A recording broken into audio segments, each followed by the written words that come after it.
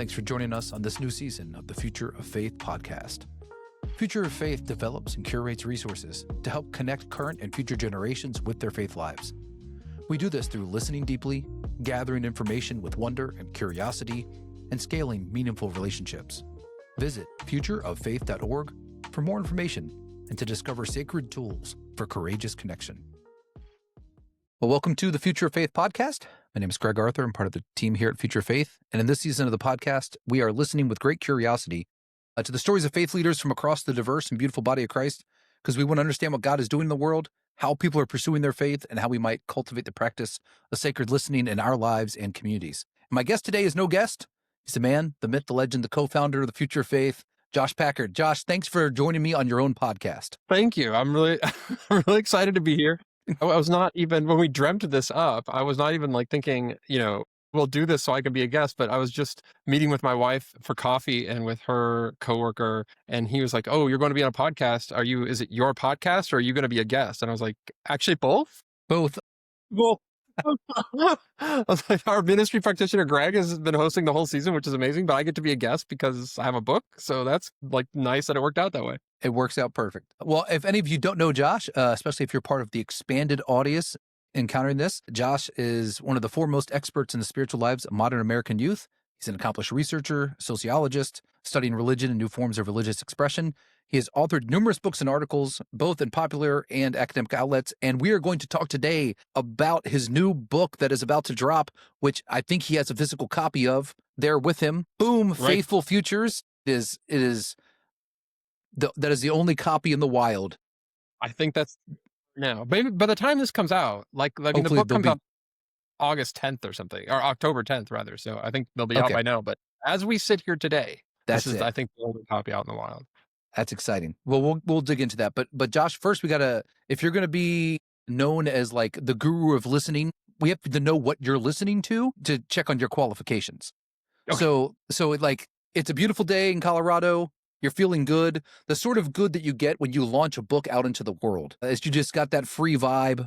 What music are you listening to? What's bringing you joy in that moment? Okay, so the thing that I cannot stop listening to that keeps coming, I may likely butcher her name. I mean, this is the Spotify era. I have no idea. It's not, I didn't encounter this on the radio, so I'm not entirely sure how to pronounce her last name.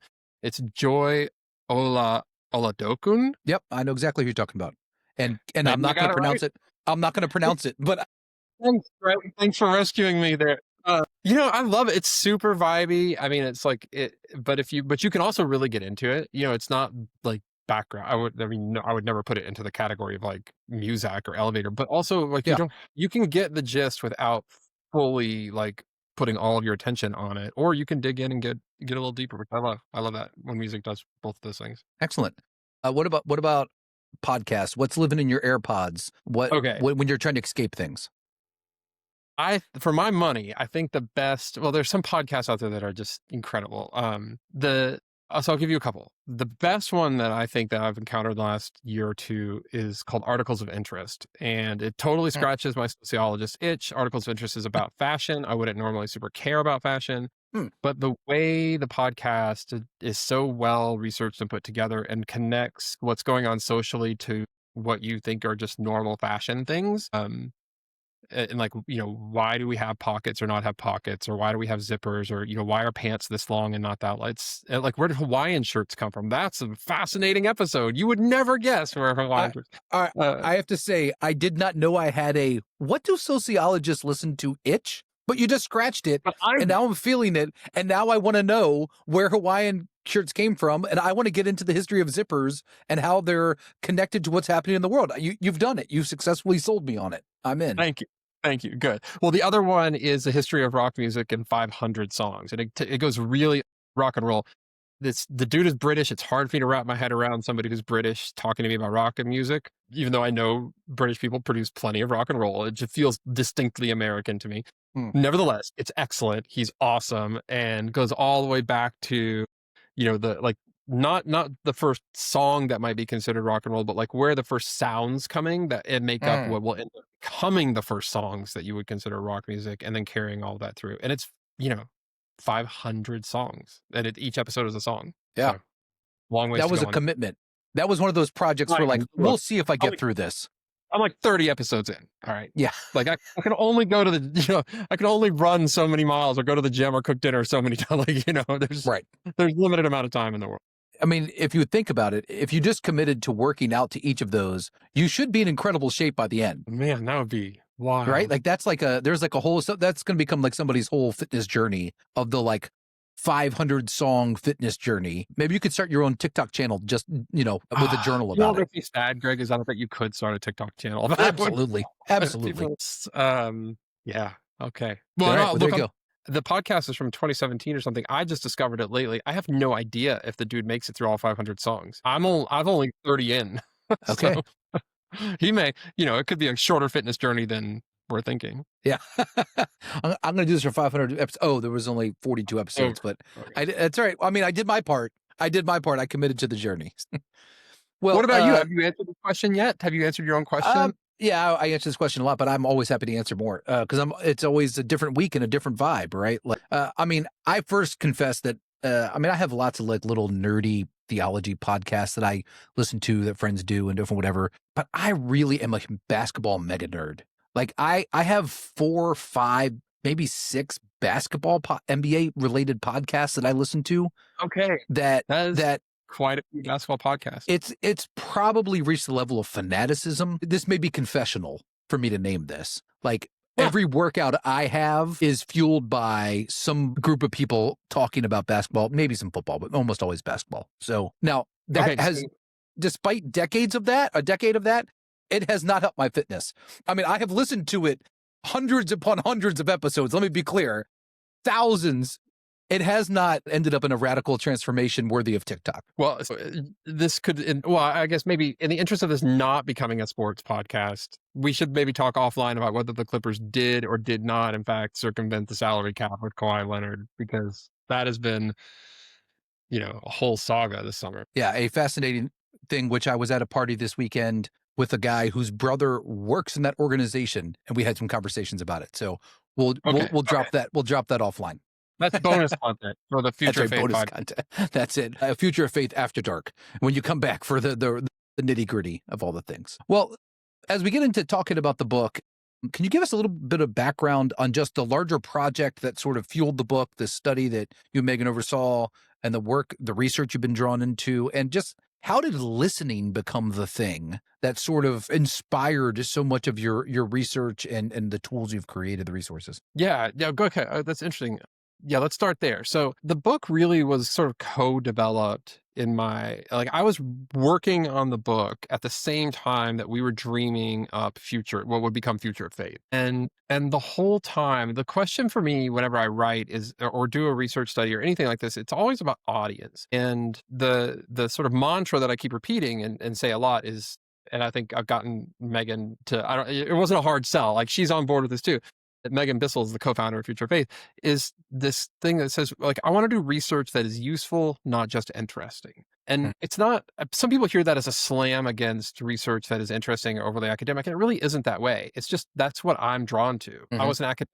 I love doing that work. I use highly theoretical work. I think actually Faithful Futures is pretty theoretical when you dig into it. But that's not really what is like, advancing theory is not the thing that is sort of taking up most of my headspace. What takes up my headspace are the real live human beings that are in the presentations that I've been so lucky to get to make across the country, a lot of them over Zoom and many of them in person over the last 5 years. And every time, Greg, that we would, that I would get up on stage and share the latest thing that we've been learning or, this research study or whatever, the questions that came back would be really pragmatic, which is like, okay, that's great that that we know so much more about youth mental health than we used to, or that we know so much more about how to create belonging than we used to. But, to put it in research terms like that, my audience was full of youth ministers and pastors and campus ministers. Their dependent variable isn't youth mental health. The outcome, the thing that they care about, their dependent variable is getting young people closer to God or getting adults closer to God, whoever it is. And so that was what was consuming me as I was like, okay, it can't be enough just to tell people something they don't know, in this case about young people, or to get them to think in a different way. It has to serve the purpose of the questions that keep coming back to me in the Q&A sections or in the lobby after the presentation. And those questions are always about, okay, given that young people, are experiencing such a mental health crisis, or given that social media is so toxic for our democracy or what have you, what do we do as ministers? How do we find God in all of that? And so that really became that drove us to listening as sort of just it becomes the fulcrum for us. I mean, I think all the research is sort of pointing to that as maybe the only place where trust is built is through these one-to-one relationships where people take some time to pay attention to one another. So that both served as a launching point for Future of Faith and is embedded throughout the book. So was there a particular moment where listening as this fulcrum of growth became apparent to you? Was it something you stumbled into? Just when was it, did the light bulb go off and oh, this is what we've been looking for, this thing, how it's actually listening, and we need to understand it better and resource it better? I don't think there wasn't one thing, but there were a series of things. So we've been lucky enough to get to do a bunch of work in Catholic contexts as well as Protestant ones. And Pope Francis launched this big synod on what they call the Synod on Synodality, essentially is an attempt to get the Catholic Church globally to become a more listening church from the bottom up, not just from the top down. That's a pretty big challenge to the way Catholicism has operated, and was not without its own controversy. And this started in 2019-ish, 2020, and extends through today. I mean, we'll see how the new Pope wants to enact it or carry it forward. But nevertheless, that was a big deal. And seeing just how eye-opening that was for a lot of people, that a priest might listen to, but then we're also very data-driven. I mean, some of this, Greg, was just really simple. You're looking at Gallup data, you're looking at Pew data. We started asking some of our own questions in national surveys and other places where it was who do you trust? And trust for institutions is at all-time lows. Trust in professionals is at all-time lows. But trust for people it's really, really high. And it's just sort of, I felt that when I was a professor. I felt it even during the time, from when I first started teaching classes as a TA at Vanderbilt, when probably 2009 or something, 2007, all the way up through the last class I taught as a professor in 2020, 2021. I feel that shift, I could feel it in my classroom where my students stopped just listening to me because I was a professor. I felt by the end I could get compliance out of them because they knew that I had their grade at stake, but I didn't get real influence until I took the time to pursue them outside of class, or if they were my advisee and I sat down and really listened to them. But then there was this moment where this young person was talking to me after a presentation, and they said, the adults in my life are always so quick to talk. So I'm paraphrasing, but she said something like, the adults always want to tell me what to do because they're so afraid that when I talk, I mean it. But a lot of times I don't know what I mean until I say it. So if I don't get a chance to work it out verbally, then I don't even know how I feel. And I'm not just going to take from them. And I thought oh, that does capture how I'm experiencing all these teenagers that to interact with, is that we don't have to be so afraid of it, right? It can just be the moment where we're just letting them work it out. We just have to be with them long enough so that they feel comfortable working it out with us. So it was sort of an amalgam of things. Yeah, no, that's helpful. And I think practically speaking, it's easy to, there's a lot of resonance in that, right? About you're aiming for one thing, you're teaching, you're leading, and then all of a sudden you're recognizing where your influence actually lies and what you can do to connect people to ideas, right? Actually concretely, by being present to them, listening to them, helping them work it out, being a space where you can create and do that. One of the things I think is really helpful in the book and is beginning to, the way you describe, and we're trying to seek and understand Gen Z, Gen Alpha, these generations that have grown up in a very different world, and how listening is connected to our ministry, to our presence with, and our understanding of them and their experiences. Can you give us a little bit of the snapshot of those generations and what you discovered, what would be helpful for people who just look at those generations with maybe a little terror of oh, we don't understand them, we don't know what's going on, get off my lawn, whatever the posture is with that. Can you help bridge that for us a little bit? Well, I think the biggest thing that I try and argue for in the book is that we need to stop thinking about generations as a thing.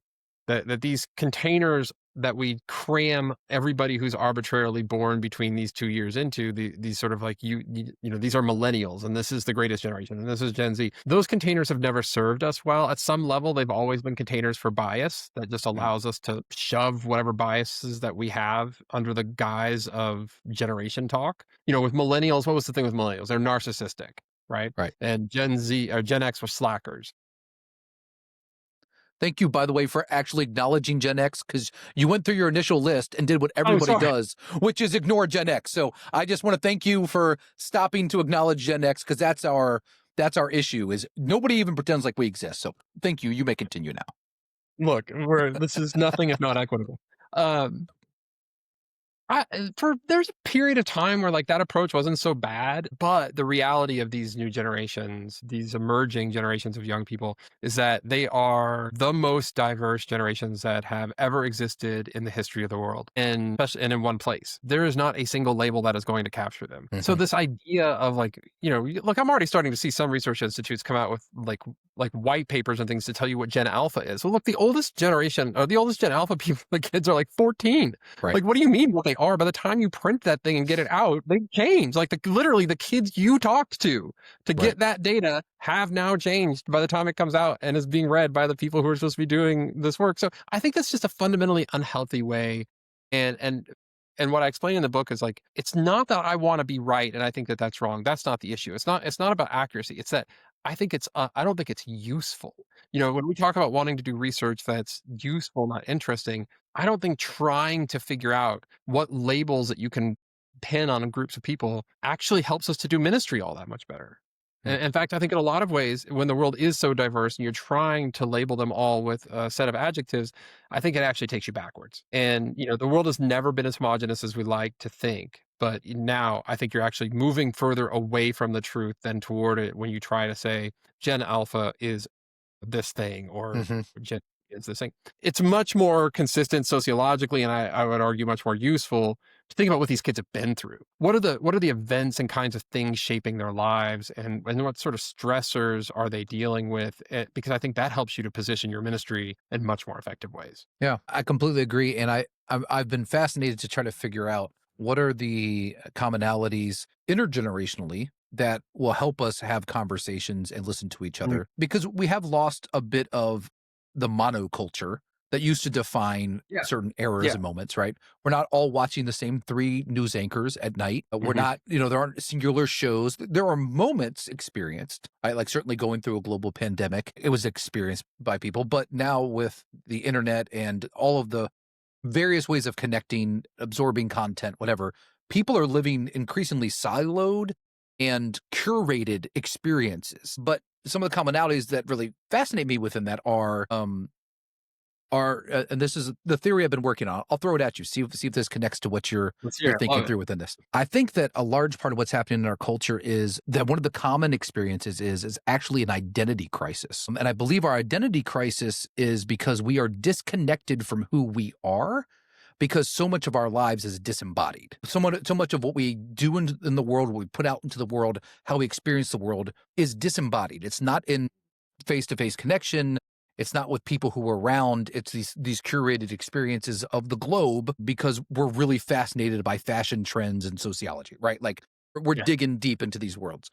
And so much so that like what we're putting out into the world really now is more like an avatar. It is a representation of us. It is how we find value. People connect to it. We feel listened to or seen by people, how people interact with the virtual representation of who we are in the world. And I think that that's some of the common experience we're having that I think listening has a lot to teach us about. That's my theory. Am I crazy? No, I think that's right on. I mean, if I were going to like add anything to that, I would say disembodied and dual embodied. Like it's not, I think that this is one of the mistakes that adults can sometimes make when they talk about young people, is they say, oh, they live their lives online now. Well, I mean, okay, they still go to school. You know what I mean? They're still playing football and sports are as popular as ever. Last time I checked, that's in person. Like there are a whole host of things that they're not doing that today's adults used to do when they were kids, but then there's a bunch of other stuff that they are doing. And I think trying to look at today's young people through that deficit lens, it really just serves as a way of kind of like polishing your own nostalgia without dealing with what young people are facing today. Because you can't, like, my 15-year-old goes downstairs into the basement every single night, and he is playing video games, and online with friends, and Discord is active, and he's laughing like crazy, and he's talking to everybody. You can't convince me that's not real. Right. Now, does he know in person all those people? He does not. And we've, I think what we've tried to do at age appropriate levels is loosen the restrictions on that. So when he was 12, it was like, well, you can't talk to anybody online that you don't know in real life because we don't know.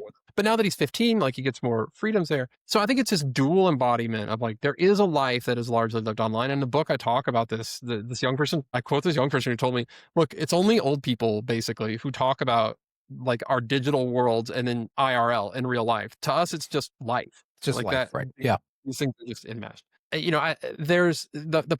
think the problem in that regard is that what we're living through right now is very still, like, early days. Like, we're only a decade into social media, right? Like, that's crazy to think, but we're barely a decade into social media. And we don't, sociologically, what we would say is, like, we haven't really developed the norms for how to make sense of that, or, like, what does etiquette look like? Should you act? Now, those are coming. Like, it is far more developed now than it was, I would say, even 2 or 3 years ago, in terms of, some of these things come and go and they change. Like, what does a tap back on a text mean? Right? Like, what does an emoji mean? How do we know when someone's being sarcastic? Like, these things are developing, but not fully there yet. But your point about, like, we don't know what it means to exist in this world, that is spot on. Because as we're negotiating all these social norms, we are all, especially young people, trying to negotiate identity. And what adults are so often doing, because they don't engage or don't understand what's going on online, is that they just don't do it. We've like abdicated, helping our kids to understand what it means to be a Christian in Minecraft. What does that mean? Like, we don't help them through that in the same way that we're like, well, we expect you to act with values at school. Do we expect that when they're on Fortnite?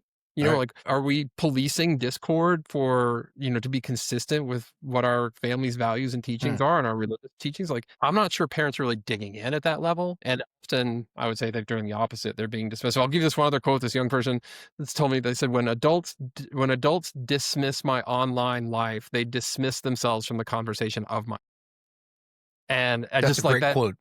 It hit so hard because I was like, absolutely. Like, what person is going to have, like, a sizable portion, maybe half of their life or more, that is so important to them, and like, listen to somebody who says, yeah, I don't care about any of that, but let me tell you what, what you're doing. Right.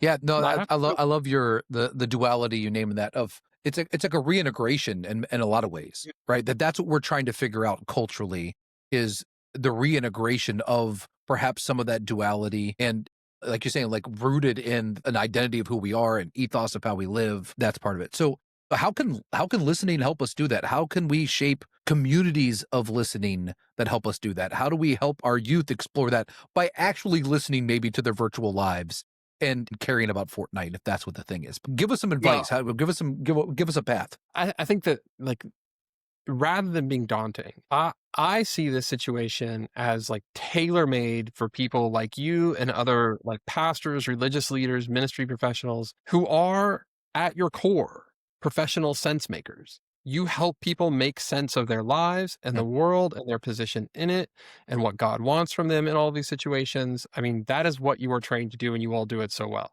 There's never been more of that need, I would argue, than there is right now, at least not in recent memory. And so the opportunities are vast for religious professionals, and the need is huge. So the listening comes in because I think that while the opportunity is big and the need is there, the methods have to change. So in that world, in the sort of high trust world that my dad grew up in, you could probably just sort of affiliate yourself with something that was some institution that was super high trusted, and then just say things to people. But in this world, nobody's going to listen to you that way. With trust at all-time lows for professionals and institutions, that's not really what's going to happen. So if we're looking for a pathway forward, it's going to start with the things that people do trust, which is people who know them. And the only way that you get to know somebody is by listening. The listening becomes a real, like, the only pathway really that's viable for building trust. Now, fascinatingly, I think after the book was published, or was, like, in the production process, we did the study of Future of Faith, which was like, well, does listening just stop there? Like, is listening just a pathway to something else, or is listening useful in and of itself for faith formation? Again, the dependent variable for religious professionals, faith formation. And you can see all that stuff on our website at Future of Faith, but the data are pretty conclusive that the simply listening to someone advances in their faith, deepens their relationship with God. And that is sort of mind-blowing to me, because I think most people are trained in ministry through seminaries or whatever, and they think like, okay, I might listen to you for a while so I can build up some trust, so then I can tell you things. Right. Right. Like that's for the real world. It's a technique for evangelism or discipleship or instruction, because I'm just trying to legitimize myself so that then I can download to you what you need to. Right. But actually it's like what I say all the time. It can feel like you're doing nothing when you sit and listen, but in fact, you're doing the most important thing. Not only are you building trust in a relationship, especially in the case of this book with teenagers, but you're also letting them work that thing out, and they're providing, asking really important guiding questions along the way, whatever your listening techniques are. Now, the question I think that's embedded in all of this is like, well, how do you scale that? Like, okay, so sounds great. I should listen, more. I'm a youth pastor, or I was campus minister. I've got 200 students in my ministry.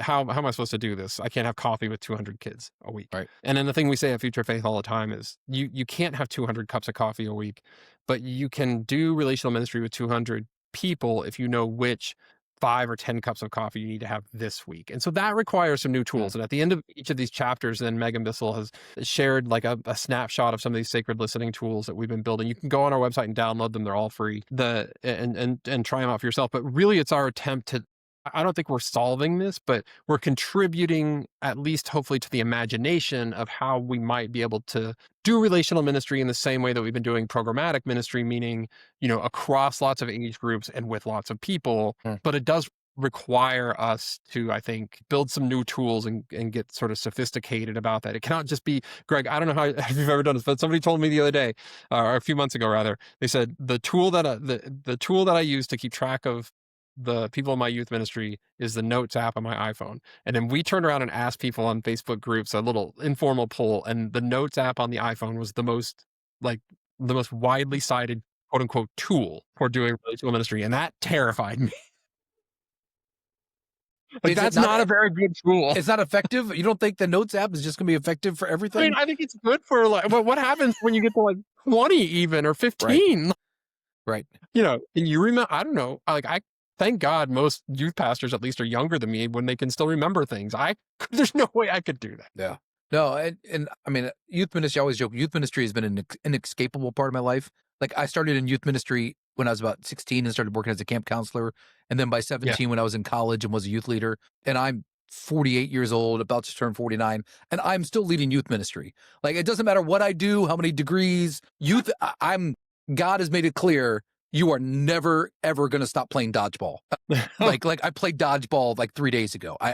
Right. This is just part of my life. Look, at our age, that's asking for a broken ankle. Yeah. Most of the time I DJ, I got a mic and a speaker and I'm just organizing the game or whatever. But sometimes, I just got to get in and mix it up a little, but until I blow up my elbow in a horrific dodgeball accident. But what you're naming though is, I think the part for me of why I'm thankful for 30 years now of working with youth, of the part that hasn't changed, right? I mean, the world is radically different from the youth I started with to now.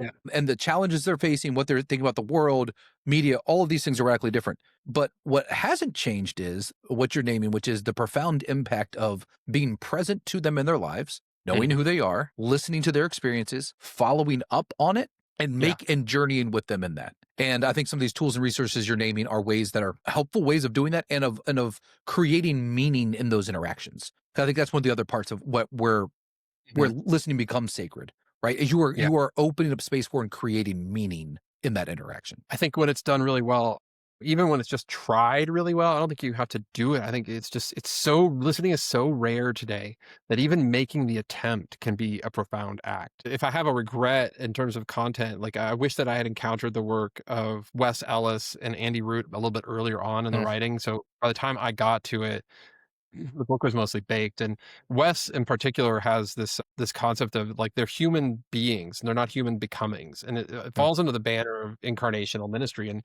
that I think is such a healthy, like that really encapsulates in a far better, more eloquent way than what I and Megan are trying to do with these listening exercises of like theologically, this isn't just an effective tool. Like theologically, they're worth listening to, not because teenagers are in process to become something that's worth listening to. They are currently Imago Dei. They are the image of God right now. And like they are worth spending time with right now as they are, not to fix them, and of course, like we always want to parent and shepherd and, like disciple, whatever the term is for your relationship that you have with a young person.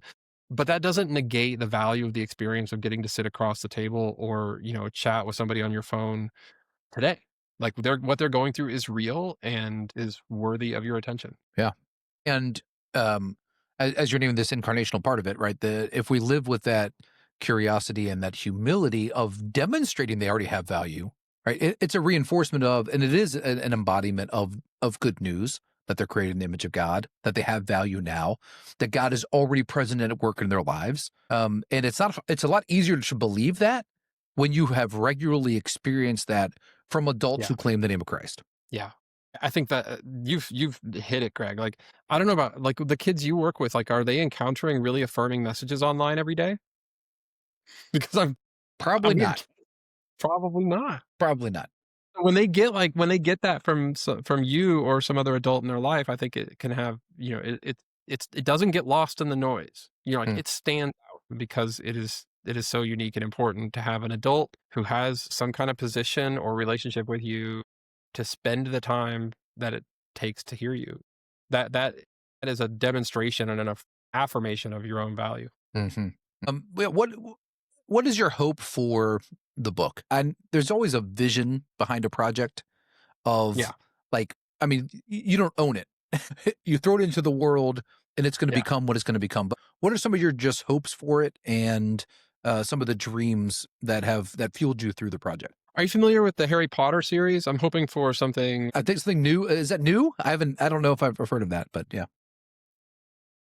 No, look, I put like this is a strange thing for me because I know that this is typically not the problem. Like writers write and they write all the time.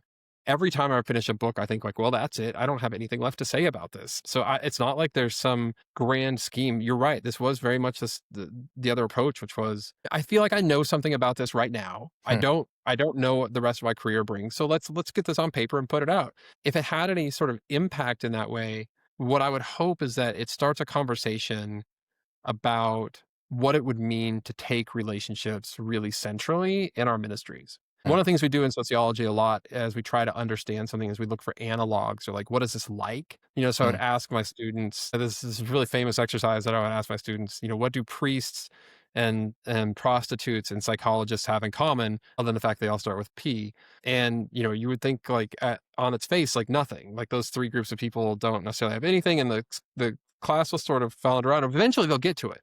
They're all secret keepers, right? Like priests, psychologists, prostitutes, they all keep secrets. They're not the only ones that do. So we can learn something about the process of keeping a secret. What does that mean to keep a secret professionally by studying these three groups of people that you wouldn't necessarily think would ever, end up in the same study. So when we look for analogs here, the question for us isn't like who's doing really great ministry. That's a fine question. It's just not mine. The question is who manages relationships at scale. And very quickly then we come to, there may be more, but the ones that live for me in my head as very real examples are community organizers, fundraisers, and salespeople. Now so we can learn something, I think, about how to manage relationships at scale by looking at those three groups of people. What do they have that, youth ministers, adult small group ministers, et cetera, ministry professionals in general just don't have? Well, it's tools. Like none of those people are using the Notes app on their iPhone. No, they've all got a CRM where they're taking notes on every interaction they've ever had. They have reminders of who they're going to follow up with. They're doing mass communications. They're customizing. They're keeping track of their needs. Exactly. And that's so that's kind of what we're trying to put with these sacred listening tools that we're trying to push people in that way. And not only do they have those tools, but they also have, I mean, look, these are very pragmatic fields. So I wouldn't necessarily call them theories necessarily, maybe some in community organizing, but they have approaches, right? They have some processes They've got people who will teach you systems. And that's what sacred listening, what we try to do with Right. sacred listening is it is a theory and a process. And then hopefully we can build those into tools. And I think other fields that this can be done. Other Yeah. people do it. Yeah. Now, look, you can quibble with this because, look, salespeople, especially even fundraisers, are far more transactional than what we're trying to do in ministry. We're trying to do something really profound and transformational here. And I think that's where we, sort of lean into what community organizers are doing.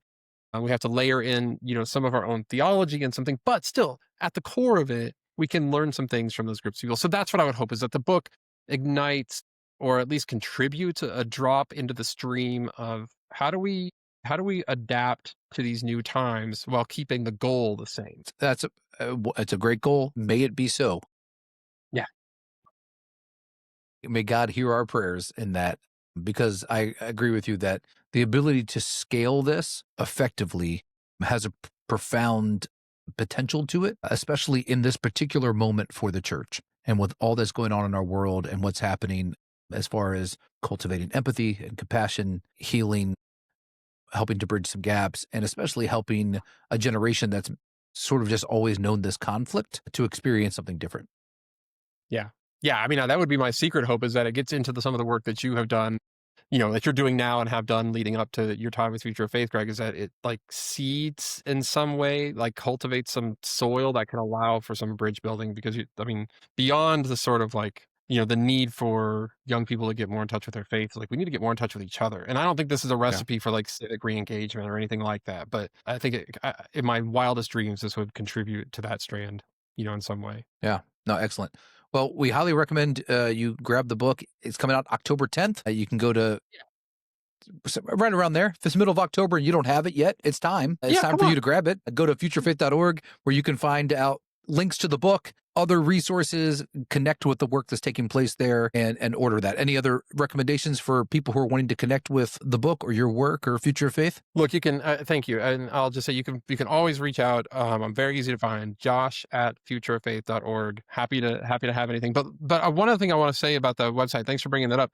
We're really trying to do this differently. We want the book to be a gift to the world. So if you go to faithfulfuturesbook.com, or if you find it on the Future of Faith website, there's a whole list of we're giving away copies of books. We're going to have a free webinar. We're giving away cash to people who are just doing great things in ministry. You want to nominate somebody just to get cash for doing awesome stuff. Let us know. We really, we want to be as open-handed about this as possible. This is not some, money grab on our part. We have other ways that we earn revenue and support Future of Faith. That's not what this is for. So please do engage with the content, send it to friends, come be a part of the discussion. Yeah, absolutely. And the 1,000 Sacred Listeners campaign, there's a ton of ways to engage, help us discover people who are great at doing this, help to honor people, and get them involved in the works. Well, Josh, thanks for taking time to be a guest on your podcast and digging into the book. This was great. I'm so happy, and thank you for all the care you put into this, Greg. All right. Thanks.